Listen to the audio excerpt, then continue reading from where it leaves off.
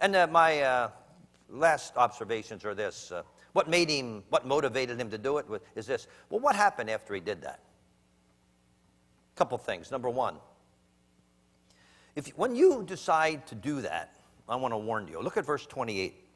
When you decide to do what? You decide to step into that area, that leadership, that position of leadership. When Eliab, verse 28, that's his oldest brother.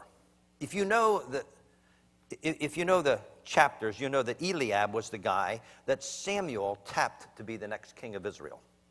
When Samuel was directed by God to look for a king, what he did was, he said, oh, here's Eliab, the oldest son, this must be the king. And then remember, God said, no, that's not the king. God doesn't look on the outward appearance. God looks on the heart, and he chose David.